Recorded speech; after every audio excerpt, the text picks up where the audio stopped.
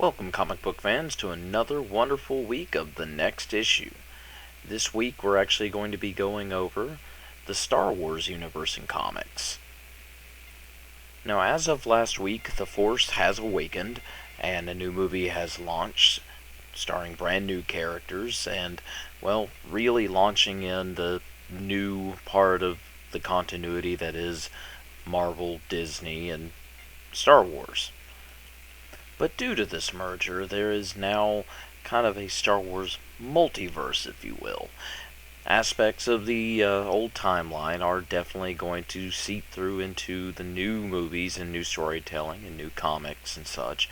But for anyone that wants to actually get into the quote-unquote expanded universe, you're going to have to look for anything that is before 2015. And before 2015, I mostly mean for the comics. Obviously, the original movies and the prequels are considered canon. But if you're looking for the books that are considered part of canon, as with the movies, it's anything printed by Marvel 2015 and up. Now, the newer stories actually take place mostly anywhere between 4 or 7 years to 30 plus odd years after A New Hope. So, episode 4.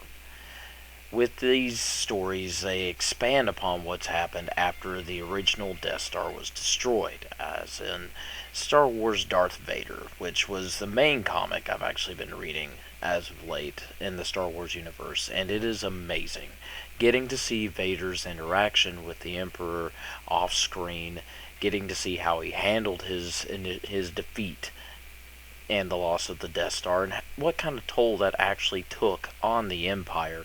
Seeing how in the movies we never really felt that, especially in the allotted time of how quickly they had a second one already built, and these things are moon size, so to speak.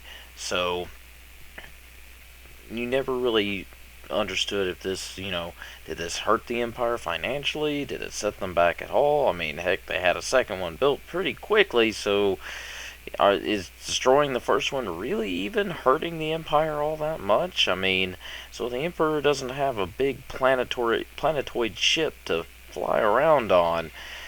It just seems more like an inconvenience to him.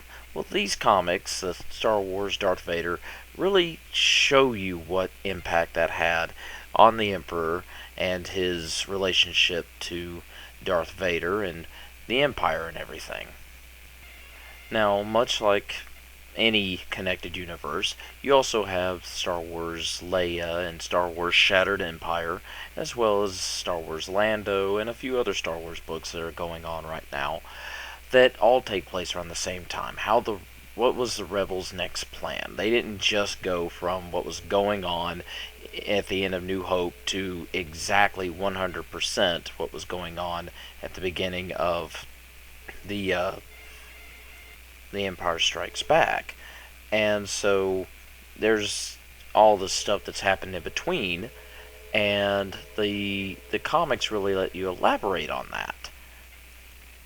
Now, one of the fun things I really like about these new comics, actually, is the fact that you get to see these characters that have been around for ages, since the books mostly follow right after or around A New Hope, but they make references to planets and events that happened in the prequel movies. So you get to see some interesting things happen there that you wouldn't normally see on screen, or at least we haven't really gotten to see on screen yet. Now, these books came out roughly about the time, give or take, that the new movie, The Force Awakens, was announced to come out. And obviously, these books were intended to help build the Star Wars hype as the movie comes up. So, I'm not going to go into too much story detail there because I'm not sure, since I personally haven't seen the movie quite yet, what they may have slipped in there that would be part of the new movie. Especially in any interaction specifically with Luke, Han, and Leia, there's no guarantee that I may or may not have a spoiler if I were to go into too much detail. Suffice it to say, though, these books are definitely worth picking up, especially if you're a Star Wars fan. And definitely if you want to get into and see what the new direction is going to be without the expanded universe. I know the expanded universe has a ton of followers. It's been around for ages now. But without it, we have a whole new direction we didn't have before. And with that, you may want to pick up these books just to kind of get that feel for what direction Marvel's taking Star Wars in, or Disney, I should say, is taking Star Wars in. It depends on who you believe is actually pulling the strings there.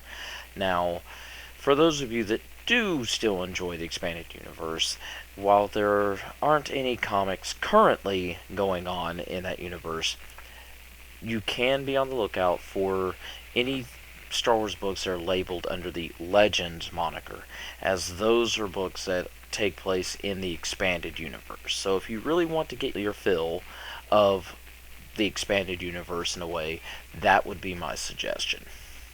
As I said, I can't go into a lot of details, and I know I'm mostly just riding the hype train here for you to really push, hey, this is good. But believe me, I've reading the books that I have with the main ones I've been reading are Shattered Empire and Darth Vader.